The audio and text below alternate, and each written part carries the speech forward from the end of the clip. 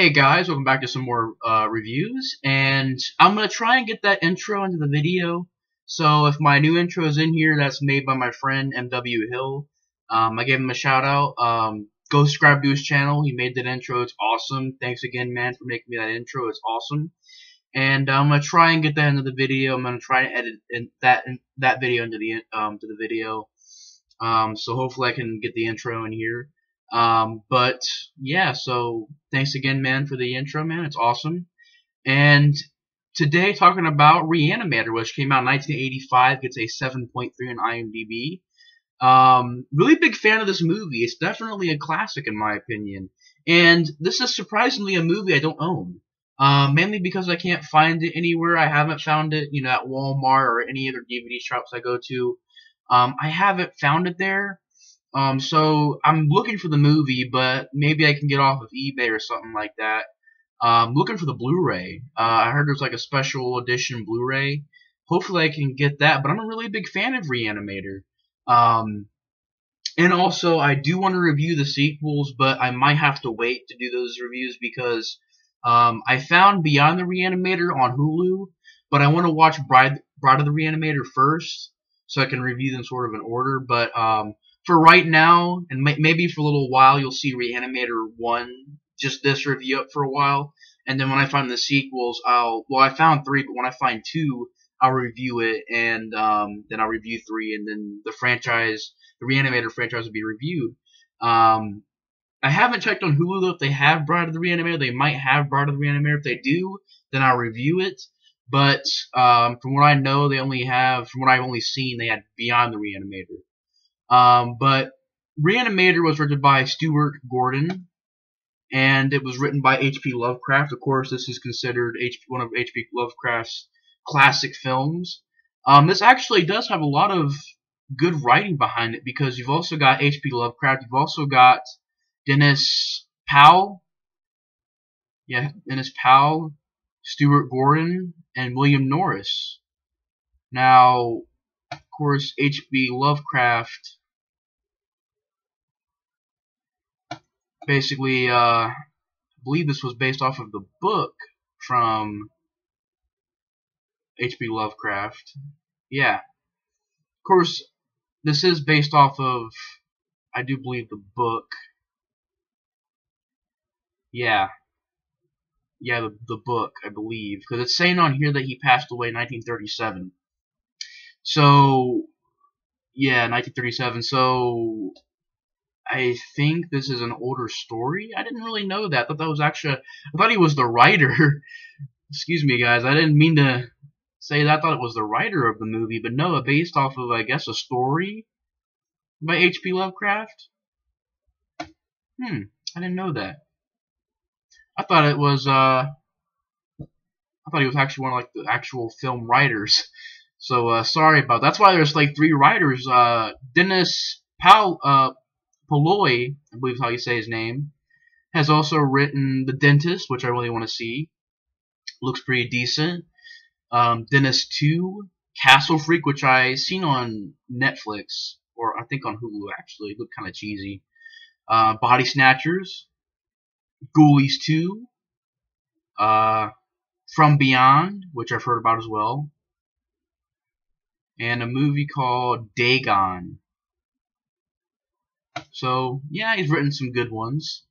Definitely, probably this one, probably one of the best ones that he was involved in screenplay with. And Re-Animator is a classic. I mean, it's got everything going for it. It's well shot, well done. Directed by Stuart Gordon, who has directed, quite a bit of movies. Directed Dolls, which I really enjoyed Dolls. He also directed From Beyond, Fortress, Space Truckers. He also directed Dagon. Some movie called King of the Ants. Alright. The Pit and the Pendulum. And pretty much that's it. The rest of the stuff is TV stuff. And then there's a movie called Stuck. And then there's a movie called Edmund. But I really haven't heard of these movies. Also directed Castle Freak. So the director and the screenplay writer have done a couple of movies together. But once again, this is probably one of his best movies. I haven't seen Castle Freak yet, but yeah, I haven't seen Castle Freak yet, but I've seen it on Netflix. Like the poster for it, it kind of looked a little bit cheesy, but it might be good. So I can't judge it from the poster, but it looked kind of cheesy. But whatever. So what this movie's about is you basically got this medical college. You got the students going there. One of the students, well, the students, Dan, Bruce Abbott, who's also in Re-Animator 2, and basically his girlfriend Megan, played by Barbara Crampton. Basically, they're going to this medical college, and one day this dude comes there named Herbert West by Jeffrey Combs, who's also been in the sequels. He's been in The Frighteners, been in a few movies. And basically, Herbert West arrives there and has invented this serum that can basically revive things. And so it's sort of like a zombie movie, but they're not really flesh-eating zombies. They're more just zombies who kill people. I don't believe they're flesh-eating zombies. They're more just, like I said, just undead killers. And, you know, basically you got this storyline going on where, you know, basically Herbert West and Dan, they end up, you know, pretty much, they realize they can make a lot of money from this, have a lot of fame from this. So they're trying to get a dead body from the morgue. They go to put some serum in it and ends up biting the character Megan, her father, ends up killing him. And after that, things are spiraling out of control, you know, and more people become, you know, and more and more people, more and more dead bodies rise from the dead from the serum that Herbert West made, and things get out of control. There's even one scene where Herbert West takes like a freaking shovel and hits a dude's head off, and then the movie also has some good humor to it because there's a lot of scenes where, you know, like they said in actually some documentaries I've seen where it was funny, but I don't think it was intentionally funny. It was meant to be serious, but it sometimes came off, you know, sort of funny sometimes. So you got some humor in the movie, but you know, because Herb was putting his head up and the head keeps falling over, and he ends up just taking this like paper thing and sticking the head on there, and then of course he brings back the head, and this head pretty much is in love with the Megan character, pretty much a pervert, an old pervert, and you know, basically kidnaps Megan. Herbert and Dan end up going after this guy. They, at the end of the movie, end up stopping him. But of course, he ends up transforming, you know, ends up basically, you think that's what I mean. It's kind of a confusing way that they got a sequel because Herbert West gets eaten up by this thing. So it's like, I don't really understand why or how he's alive in the next movie. It might explain it, but from what I've seen, he got eaten up by this thing, and it basically was caused from the serum that Herbert West had given the guy that's now headless. And so you would think that Herbert West is dead, but somehow he's in the sequel.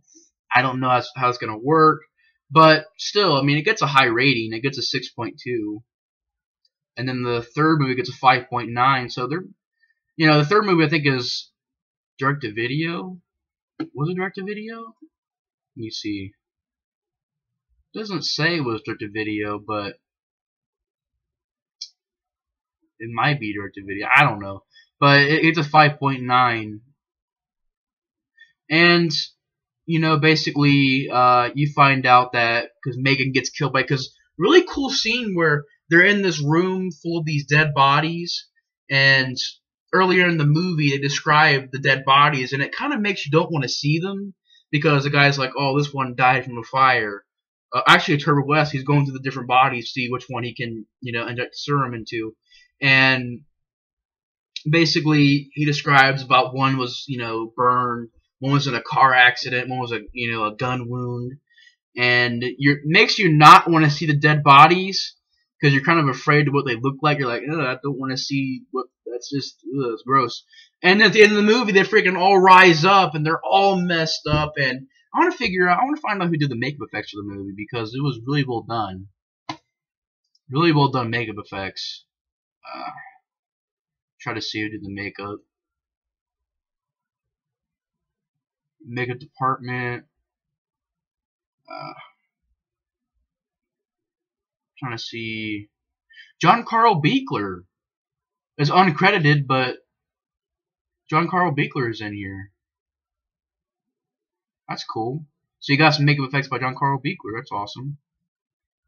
But the makeup effects in the movie are phenomenal. I mean, you got some really creative ideas. You know, the headless dude ends up getting like a fake head, and this girl pushes the head off and realizes it's headless.